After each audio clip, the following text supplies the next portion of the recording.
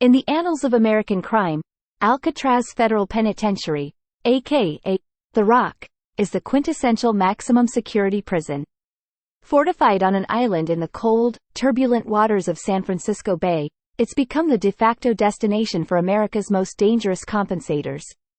However, if you fill a prison fortress with the most dangerous people in the country, the prison will, of course, become a dangerous place.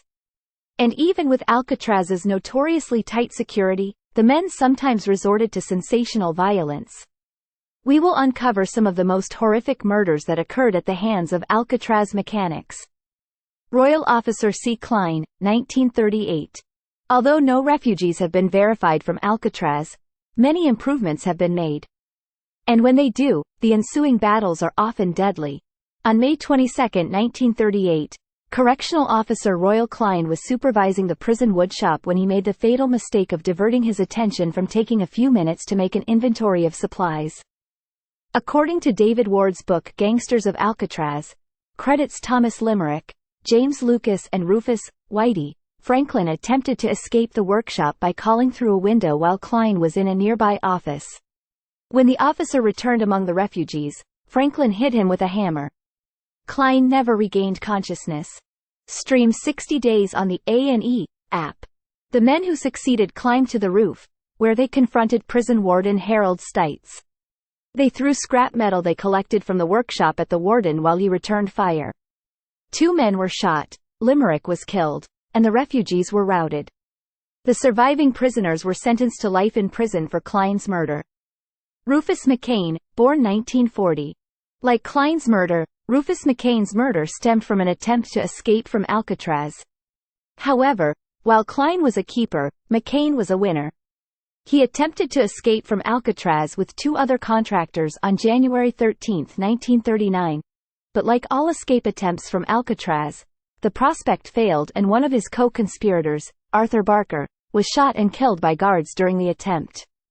Less than a year later, another surviving escapee, Henri Young, stabbed McCain to death with a sharp spoon.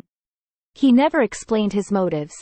In 1995, McCain's murder, and Young's subsequent trial, became the basis for Murder in the First, a film starring Christian Slater.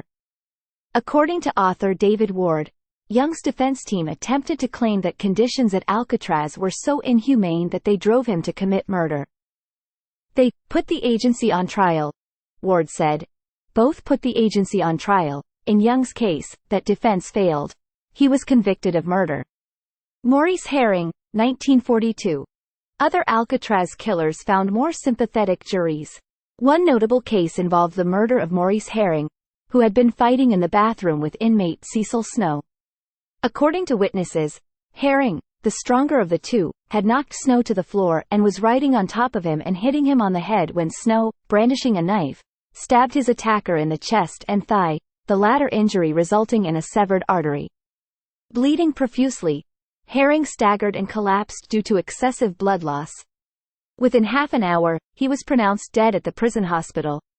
In federal court, inmates testified on Snow's behalf, claiming that Herring was an angry attacker and had made numerous threats. Snow was acquitted of murder, but nonetheless sentenced by prison staff to disciplinary isolation for nearly 3 years. The jury believed it, Ward said of the verdict. Regarding disciplinary segregation, also known as the jury believed it, Ward said that prison officials receive a lot of criticism from people who consider the conditions inhumane. It was a cell with nothing in it, and the door was barred, Ward said. It was a cell with nothing in it, and the door was barred. Hippocrates. Claude Branch, 1945.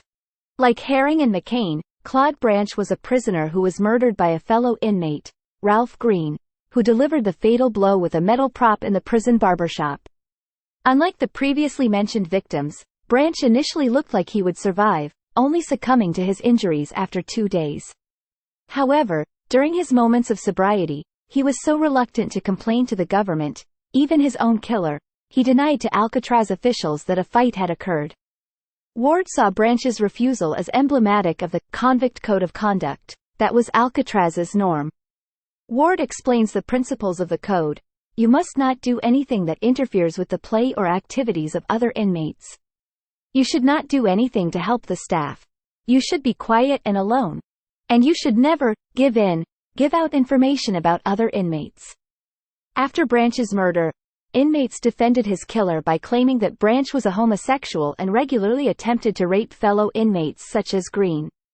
As in Herring's case, the jury found Green not guilty, after which prison staff sent him to solitary confinement for 4.5 years. Officers William Miller and Harold Stites, May 1946.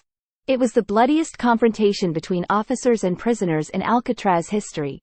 The Battle of Alcatraz, a 3-day incident in which Alcatraz inmates held prison guards hostage in prison cells and exchanged long shots with rescue teams.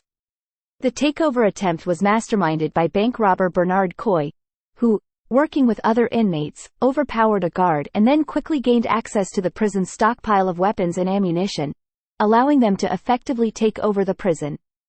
The plan, as originally designed, required using a key to get out of the cell block and onto the docks, where the prisoners would board a boat to San Francisco, and be free.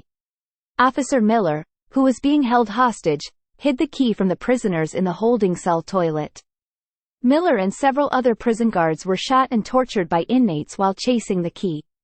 Miller died from his injuries, but not before he managed to identify the killer as inmate Joseph Kretzer. Officer Harold Stites, who helped neutralize the escape attempt that claimed the life of Officer Royal Klein, was shot to death in a shootout between guards and inmates. Coy also died, along with 2 other inmates. The 3 surviving conspirators were tried and convicted of the murders, after which they tried to escape again. Thank you for watching. Help the channel grow by liking, commenting, subscribing.